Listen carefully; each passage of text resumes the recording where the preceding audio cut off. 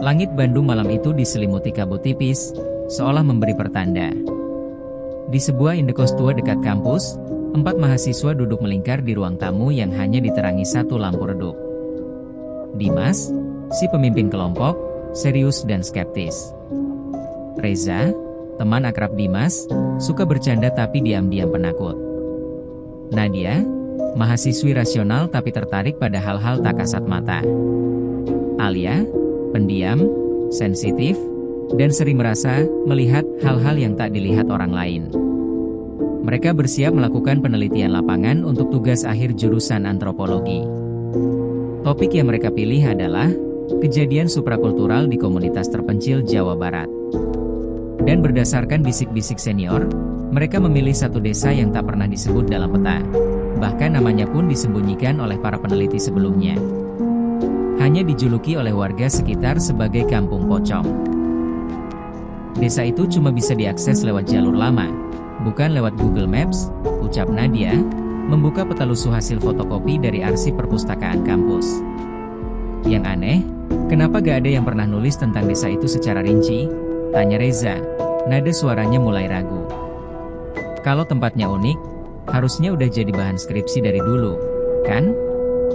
Karena yang kesana, jarang balik dengan cerita lengkap, jawab Alia pelan. Ia menatap kosong ke arah jendela yang sudah ditutup rapat. Aku dengar, banyak yang milih gak lanjutin laporan mereka setelah pulang. Ada yang ngelantur. Ada yang mendadak sakit. Suasana hening sejenak. Dimas mencoba mengalihkan ketegangan, berkata, kita bukan kesana buat uji nyali. Kita cuma observasi budaya dan wawancara warga. Jangan mikir yang aneh-aneh.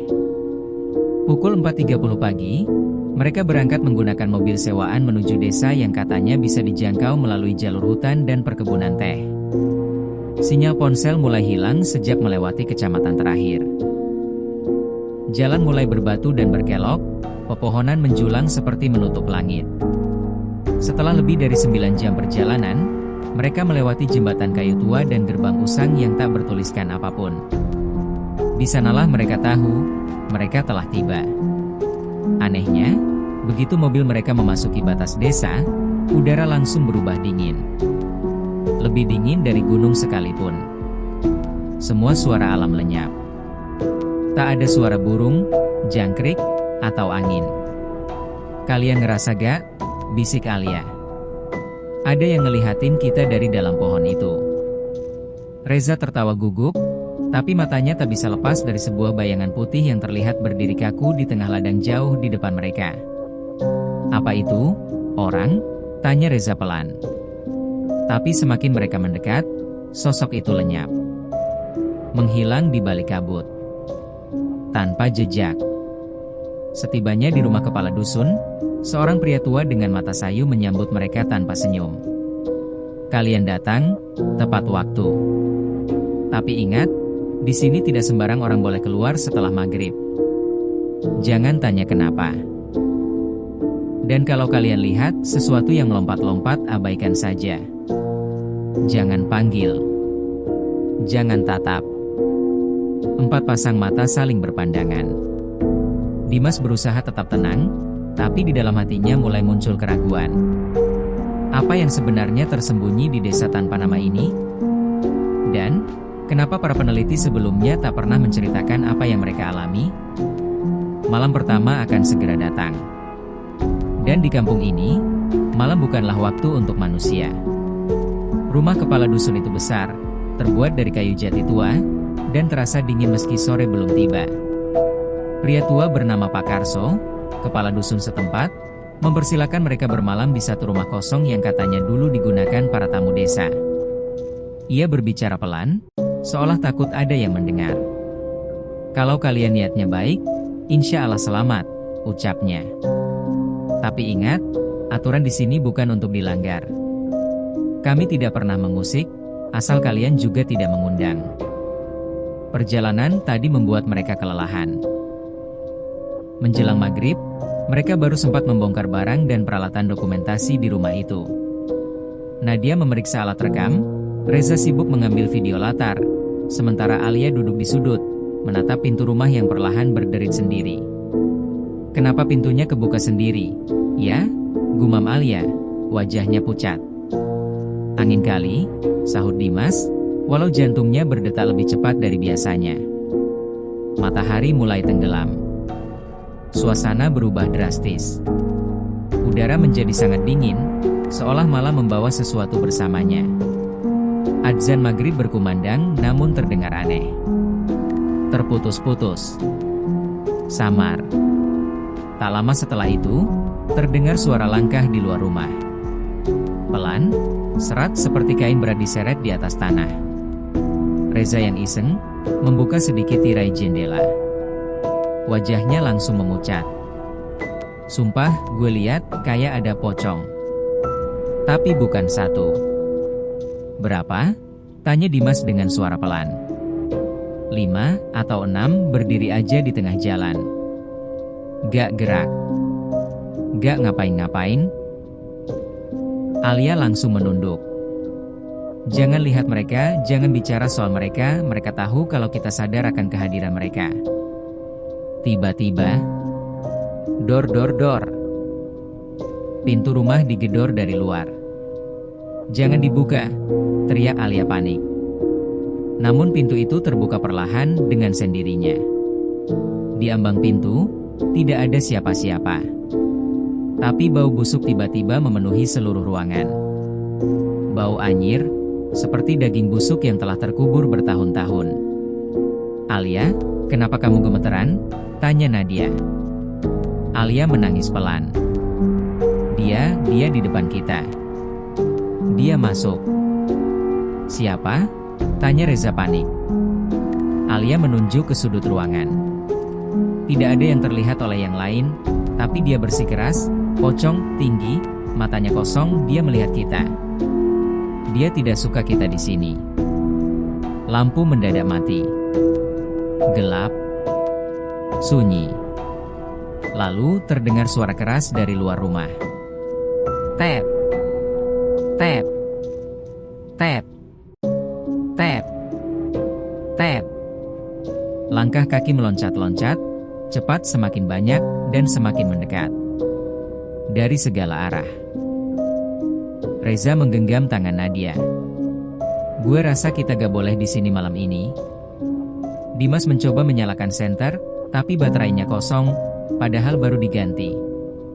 Dan saat itulah, dari luar jendela, muncul satu persatu wajah pucat, membusuk, berbalut kain kafan, menatap mereka tanpa ekspresi. Malam pertama dikepung mereka. 4 mahasiswa itu terdiam dalam kegelapan. Nafas mereka memburu. Tubuh mereka gemetar. Suara langkah meloncat-loncat dari luar semakin cepat, semakin banyak. Seolah puluhan pocong kini mengelilingi rumah. Cahaya senter Reza yang sempat menyala sebentar menyorot satu jendela. Dan di balik kaca, satu wajah pucat dengan mata bolong dan senyum mengerikan menempel di jendela. Reza langsung jatuh terduduk. Nadia menjerit kecil, tapi mulutnya segera ditutup oleh Dimas. Alia sudah menangis sambil berdoa dalam hati. Lalu, ketika semua terasa akan berakhir. Tok tok tok. Pintu diketuk, bukan digedor seperti sebelumnya. Tapi kali ini, suara itu berirama, seperti ketukan manusia. "Kalian bukakan pintunya, cepat." Suara perempuan tua. Serak. Pelan. Tapi ada ketegasan dalam nadanya. Dimas, dengan gemetar, membuka pintu. Di luar berdiri seorang wanita tua berjubah hitam dan berkerudung lusuh. Matanya tajam, kulitnya keriput, dan tangannya menggenggam sebuah tas kecil anyaman bambu. "Masuk, Nek, cepat," seru Nadia. "Bukan aku yang masuk," katanya pelan. "Kalian yang harus ikut aku. Tempat ini sudah dikitari makhluk-makhluk yang marah." Keempat mahasiswa itu menatap satu sama lain. Tapi tatapan wanita itu begitu menembus. Tanpa banyak bicara, mereka keluar mengikuti si nenek. Wanita itu membacakan doa-doa dalam bahasa Sunda kuno yang tidak mereka pahami. Ia menaburkan abu dari tas kecilnya ke tanah, membuat lingkaran pelindung sepanjang jalan yang mereka lewati. Sepanjang jalan, puluhan pocong terlihat berdiri diam di tepi jalan.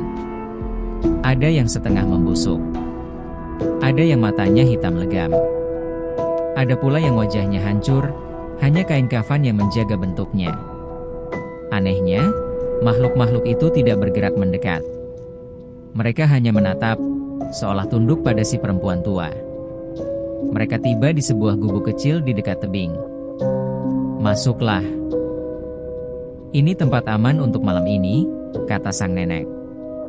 Di dalam, ruangan itu dipenuhi dupa, jimat-jimat kuno, dan ukiran di dinding dari kayu hitam.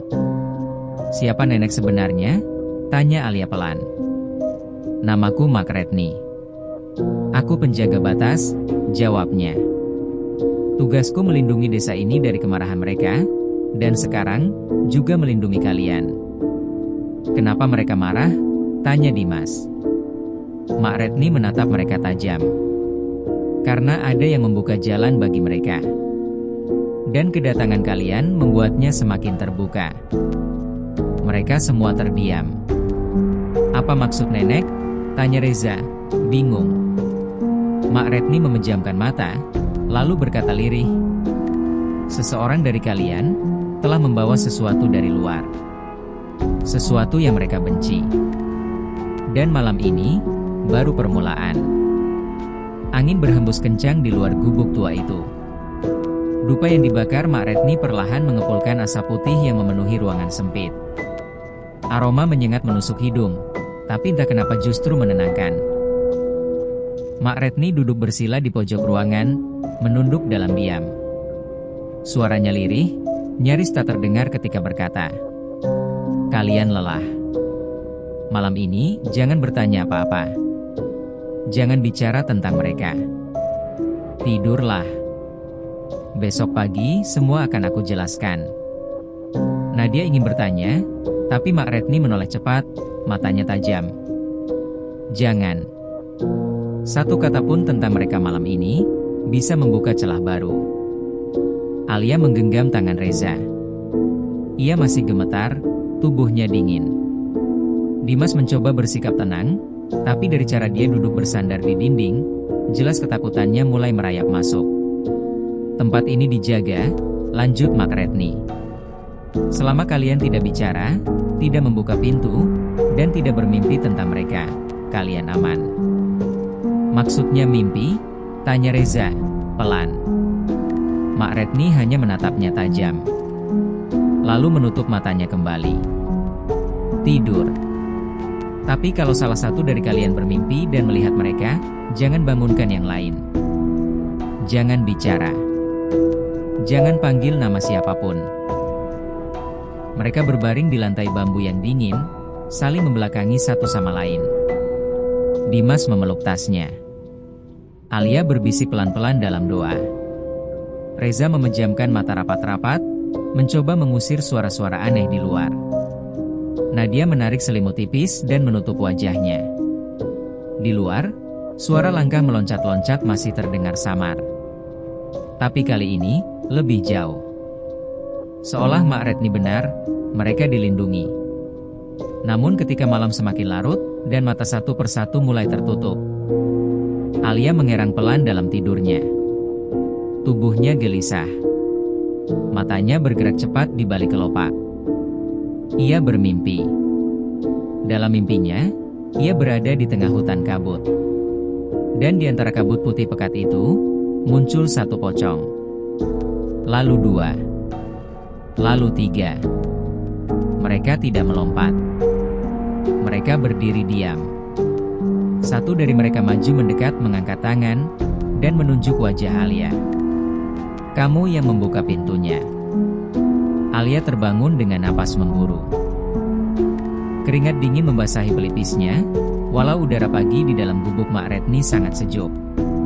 Cahaya matahari menembus dinding bambu yang berlubang, mengusir kegelapan malam tadi. Ia melihat sekeliling. Nadia masih tertidur memeluk tas kecilnya. Reza meringkuk seperti anak kecil. Dimas duduk bersandar di dinding, matanya terbuka, tapi kosong. Mak Retni terlihat sibuk di sudut dapur, menyiapkan sesuatu di atas tungku. Bau nasi liwet dan sayur daun singkong tercium samar. "Kalian selamat, untuk sementara," kata Mak Retni tanpa menoleh. "Nek, semalam aku mimpi." Alia ingin bercerita, tapi langsung dihentikan dengan tatapan tajam. "Jangan diceritakan di dalam rumah ini. Mimpi tentang mereka bisa menempel di dinding." Satu persatu mereka bangun. Setelah sarapan sederhana dengan lauk tempe goreng dan sambal, Mak Retni akhirnya mulai bicara. Wajahnya keriput, tapi sorot matanya menyimpan banyak cerita yang tidak pernah ditulis dalam buku manapun. "Dulu, kampung ini adalah tempat biasa. Sampai satu kejadian terjadi puluhan tahun lalu." "Apa yang terjadi?"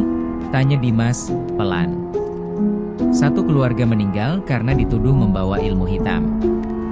Warga membakarnya hidup-hidup tanpa pengadilan.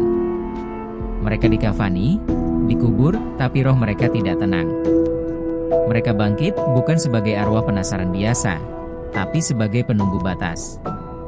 Pocong-pocong ini bukan sekadar makhluk halus. Mereka seperti penjaga dan juga penjagal." Suasana hening. Mak Retni melanjutkan dengan suara lebih dalam.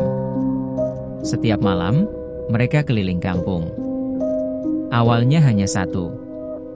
Lalu bertambah karena ada yang membuka pintu di antara dunia kita dan mereka." "Apa maksudnya membuka pintu?" tanya Reza. Mak Retni menatap tajam. "Benda. Kata-kata. Niat. Salah satu dari kalian membawa benda yang tidak seharusnya masuk ke sini. Entah itu jimat, atau sesuatu yang pernah bersentuhan dengan kematian." Alia terdiam. Ia teringat mimpi tadi malam. Sosok pocong itu menunjuk dirinya. Setelah sarapan selesai, Mak Retni menggulung kain hitam panjang di pinggangnya, lalu berdiri dengan tongkat kayu tua. "Sekarang ikut aku. Kita akan keliling kampung. Tapi dengar baik-baik, jangan menyapa siapapun yang berdiri terlalu diam. Dan jangan pernah menoleh ke belakang kalau kalian mendengar suara memanggil nama kalian." Empat mahasiswa itu saling berpandangan, lalu perlahan bangkit mengikuti langkah Mak Retni. Mereka berjalan melewati pematang sawah, rumah-rumah tua yang sunyi, dan kebun bambu yang tinggi menjulang. Warga desa terlihat jarang. Yang terlihat entah benar-benar manusia atau bukan. Di tengah perjalanan, Nadia mencolek Reza pelan. "Tuh, di bawah pohon pisang itu, ada yang berdiri." Sosok putih, setinggi manusia dewasa, berdiri membelakangi mereka, tak bergerak. "Jangan dilihat," bisik Mak Retni. "Itu bukan warga." Tiba-tiba, dari semak-semak, seorang bocah kecil berlari ke arah mereka. "Nenek! Nenek!" Ada mayat yang bangkit lagi di dekat sumur tua. Mak Retni langsung menoleh ke arah mereka. "Cepat! Kita harus ke sana. Mungkin pintunya sudah terbuka lebih lebar."